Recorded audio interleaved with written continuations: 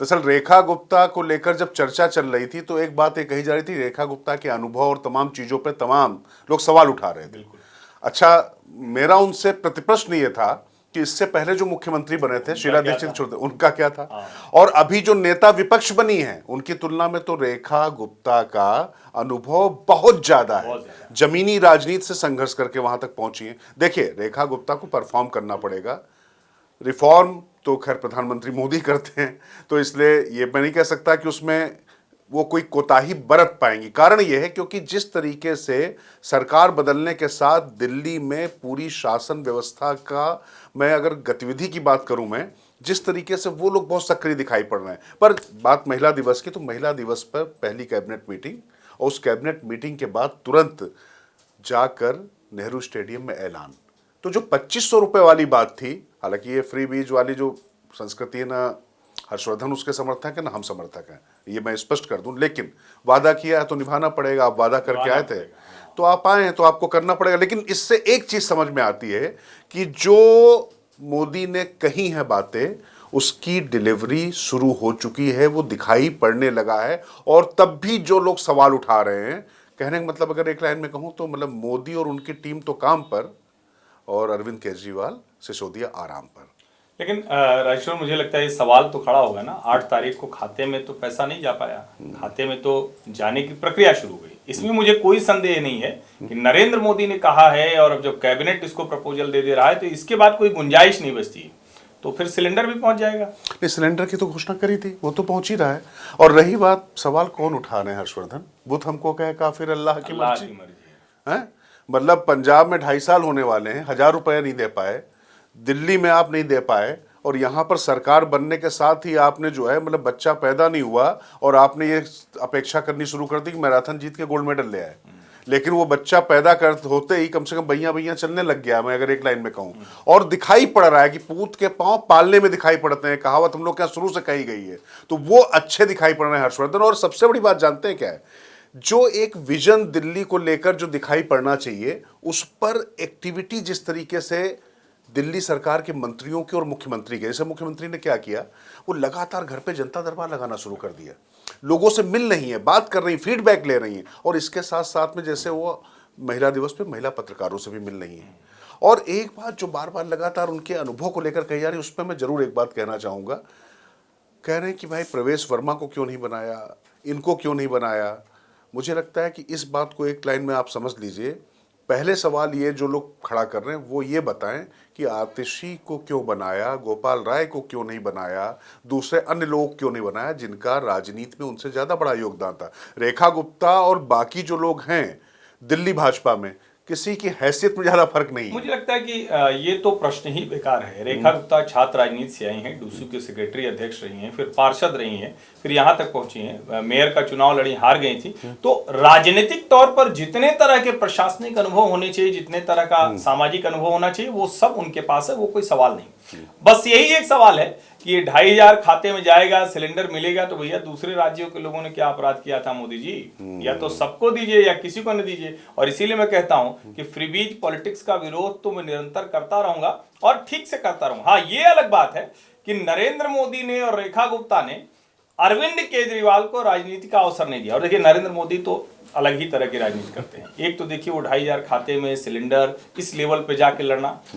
महिला दिवस पे अभी जो बीता, उसमें उन्होंने अपने सोशल मीडिया खाते का संचालन करने के लिए कुछ महिलाओं को चुना, और वो कमाल की महिलाएं हैं, अपने अपने क्षेत्र में कमाल का काम कर रही हैं। अब उन्होंने पूरे दिन तक वो नरेंद्र मोदी का सोशल मीडिया चलाया। हाँ, और मैं देख रहा था जिस तरीके की वो महिलाएं हैं, सब इंस्पायरिंग हैं, बिल्कुल प्रेरणादायक हैं। मतलब वो लड़कियां जो निकली हैं, जो महिलाएं निकली, एक मैं काट के, महिलाएं प्रेरणादायक होती हैं सर, मान लीजिए।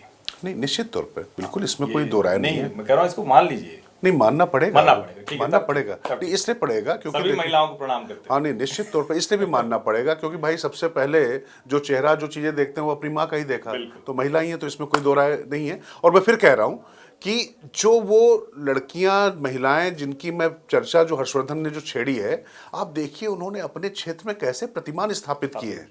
और ये जो सक्सेस स्टोरी है ना, जो बढ़ते चढ़ते भारत की जो बात है, वो इन महिलाओं के बगैर संभव नहीं हो सकती है। तो इस बार एक बार कोट कोट प्रणाम।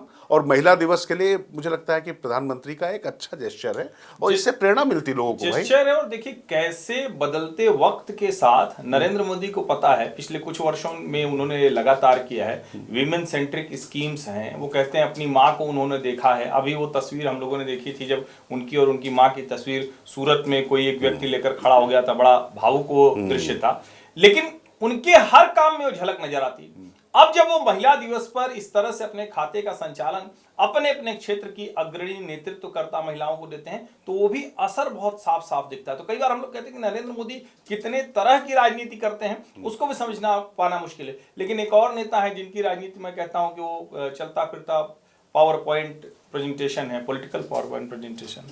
तो वो पंजाब चले गए जहां 2500 अभी तक नहीं मिला है, वहां वो विपश्यना कर रहे हैं। राजस्थान में मनीष विपश्यना कर रहे हैं। और विपश्यना के बाद मनीष ने बड़ी लंबी चौड़ी एक फिर चिट्ठी लिख दी है, जैसे वो मनीष अंकल वाली चिट्ठी आई थी ना वो कि शिक्षा के क्षेत्र में क्रांति, तो वो फिर आके कह रहे हैं कि विपश्यना जो है हमें गर्व है कि हमने जो है हैप्पीनेस कोर्स शुरू कर दिया था। तो वो चिट्ठी, अब उसका क्या मतलब हुआ? दरअसल हुआ क्या कि उन्होंने हैप्पीनेस कोर्स स्कूल में कितना शुरू किया वो तो अभी धीरे धीरे परतें खुलनी शुरू हो गई है हर्षवर्धन। लेकिन हाँ, उन्होंने जो थोड़ी देर जो क्षणिक हैप्पीनेस होती है ना, जो जीवन भर के लिए गम बनती है, उसके लिए आबकारी मंत्री के तौर पे बड़ा काम किया था उन्होंने। और मुझे लगता है कि उसी क्षणिक खुशी के साथ वो बात करेंगे। लेकिन मैं जो बात कह रहा था कि भैया यहाँ तो काम शुरू हो गया, आप आराम पे चले गए। विपक्ष में जाने के बाद आपको जो है तुरंत ये समझ में आ रहा है कि विपश्यना, चुनाव हारने के बाद आपको समझ में आ रहा है कि सांसों पर नियंत्रण, चुनाव हारने के बाद और सत्ता से बेदखल होने के बाद आपको समझ में आ रहा है कि आदमी के अंदर एक आदमी रहता है, उसको तलाशा जाए। तो भैया ये जो पूरा आत्मज्ञान है वो जनता नहीं दिया ना। तो इससे एक चीज साफ आती है कि जो जनता जनार्दन कही जाती है उसने बता दिया। लेकिन अरविंद केजरीवाल की जरा राजनीति को थोड़ा सा एक बार फिर से बात करनी पड़ेगी। देखिए यहाँ पर जो दिल्ली में हो रहा है, दिल्ली वालों को मुझे लगता है कि आने वाले 1-2 महीनों में वो अंतर बहुत तेजी से महसूस होने लगा। दिखाई तो अभी पड़ने लग गया हर्षवर्धन, दिखाई इस लिहाज से पड़ने लगा कि आप सड़कों पे देखिए काम शुरू हो चुका है। यमुना में जाकर, यमुना 1-2 दिन में साफ होने वाली चीज नहीं है, लेकिन उसके बाद भी वहां पर कम से कम एक सक्रियता दिखाई पड़ रही है। आशीष सूद को हम देख रहे हैं कि वो गाजीपुर चले गए, कचरे के ढेर पे चले गए। तो ये सब चीजें देखिए प्रतीकात्मक रहेंगी, तो अभी इनकी भी खिंचाई की जाएगी और हम राज किशोर भी करेंगे और हर्षवर्धन भी करेंगे और सबको करना चाहिए। लेकिन ये मुझे लगता नहीं कि ये अफोर्ड कर सकते हैं, क्योंकि भारतीय जनता पार्टी जिन मुद्दों को लेकर यहां पर आई थी, और यही मैं कह रहा हूं कि महिला दिवस के दिन जिस तरीके से डिलीवरी की शुरुआत उन्होंने की है, उससे ये संदेश प्रगाढ़ होता है कि होगा। पर अरविंद केजरीवाल लाओ लश्कर के साथ जाते हैं और वहां पर विपश्यना करने का जो मतलब पता नहीं, दोनों लोग साथ नहीं रह सकते हैं। आप देखिए, मैं एक होशियारपुर में है, एक राजस्थान में, हर्षवर्धन नहीं वो तो मान लीजिए थोड़ा मतलब ऐसे मित्र हैं, गम गलत करने का वक्त है, इतने दुखी हैं तो साथ होना चाहिए था ना। उन्होंने सोचा होगा ना नियंत्रण रहे साथ। नहीं, आप खुशी मेरे साथ बांटेंगे, दुख भी मेरे साथ बांटेंगे। नहीं, लेकिन तो विपश्यना में कैसे साथ साथ रहते हो? तो मना है ना, बता रहे हैं कि फोन भी नहीं और आंख से आंख भी नहीं मिलाना है, मनीष ने लिखा है। हाँ नहीं, वो तो ठीक है, विपश्यना में होता ही है, तो इसीलिए वो किया होगा। नहीं तो लेकिन मतलब मैं ये मानता हूँ कि ठीक है, अब जब इतना कुछ हो गया है तो आदमी विपश्यना करने जाए तो 20-21 गाड़ी लेके भी ना जाए। नहीं भाई, ये तो प्रोटोकॉल है ना। नहीं, 20-21 नहीं थे, टोटल 45 से 48 गाड़ियों का काफिला था भाई साहब। अच्छा, वो अलग अलग, खैर नंबर जो भी हो, लेकिन लाव लश्कर तो है। और सवाल लोग ये कह रहे हैं कि अगर अंदर झांकने की बात थी तो आप तो गायब थे, तो चुपचाप जाते, विपश्यना केंद्र में जाते, चुपचाप वापस आ जाते, किसी को पता न चलता। इसको भी बताने की क्या आवश्यकता थी? हाँ, मतलब देखिए, कुल मिला के मैं यही समझना चाह रहा हूँ कि मतलब ये विपश्यना हम करने जा रहे हैं। एक बात और है, इतना खलिहर मुख्यमंत्री भी मैंने किसी को नहीं देखा था। ये आदमी अक्सर चला जाता था विपश्यना करने। वो तो जब विभाग ही नहीं था, उनके पास सिर्फ एक विभाग था कि सब विभागों को देखना, तो इसलिए वो उनके तो मतलब मनीष सिसोदिया का तो वैलिड पॉइंट है, उनको विपश्यना करना चाहिए। मनीष सिसोदिया का तो तनाव ज्यादा है भाई, सीधे उन्होंने सब दस्तखत किए होंगे, आप शिक्षा, शराब, तो वो सारी चीजें। लेकिन अब सवाल यही उठता है, क्या अरविंद की राजनीति, मनीष की राजनीति इस विपश्यना के बाद वापस आने वाली है क्या? आप जवाब दीजिए तो फिर अगली खबर पर। नहीं, देखिए, मैं एक बात स्पष्ट कह रहा हूं कि इनकी राजनीति का इंतकाल हो चुका है, बस दफन करना बाकी है। और ये बहुत जिम्मेदारी के साथ कह रहा हूं बात, इसलिए कह रहा हूं, आतिशी अपने आप को वहां पर खड़ा करने की कोशिश कर रही है। अरविंद केजरीवाल ने उनकी चाबी भर दी और कहा है कि बस शोर बचाना शुरू कर दो। जो लोग 2.5 साल में पंजाब में और 1 साल में यहाँ पर पैसा नहीं दे पाए, ऐलान के बाद की बात कर रहा हूँ, वो लोग पहले दिन से उन्होंने शोर उठाना शुरू कर दिया और उस पर बात करना शुरू कर दिया। कभी बाबा साहब अम्बेडकर, कभी कुछ। लेकिन आप बताइए ना, इस पर कोई पॉलिटिकल बज पैदा हो रही है? किसी को कुछ समझ में आ रहा? दिल्ली के लोगों से जो बात हुई है, मैं react बताऊँ, भी नहीं करेगा। नहीं, ऑटो वाला था एक मेंबर, उस दिन ऑटो में बैठा क्योंकि गाड़ी थोड़ा सा प्रॉब्लम थी तो कैब मिल नहीं पा रही थी। उससे मैंने पूछा, मैंने कहा कि केजरीवाल चला गया, दुखी तो बहुत होंगे। मतलब वो जो शब्दों का उसने प्रयोग किया वो तो मैं नहीं करना चाहता, लेकिन उसने कहा कि भाई, हमने कहा पैसा वैसा तो नहीं मिल रहा ना। तो ये जो मैंने शुरुआत में कहा ना, बोले बच्चा पैदा नहीं हुआ, कहा वो दौड़े लागे। ठीक बात है। उसने ऐसे ही कहा। ऐसे ही। तो ये आम आदमी इस तरीके से सोच रहा है। आम आदमी पार्टी को ये बात समझ में नहीं आ रही, हर्षवर्धन। और मुझे लगता है कि इनकी राजनीति को खत्म करना जो है, भारतीय जनता पार्टी और कांग्रेस सभी लोग कोशिश कर रहे थे कि इनको दूर किया जाए, क्योंकि इन्होंने जिस तरीके के रोग लगाए, और मुझे लगता है कि इनका खत्म होना ही जरूरी है। चलिए, लेकिन राजनीति में तो कोई कभी एकदम से मरता नहीं, कभी कोई फिर जिंदा हो जाता है, तो थोड़ा वक्त हाँ, नहीं, किसी का फातिया नहीं पड़ सकते, ये सच है।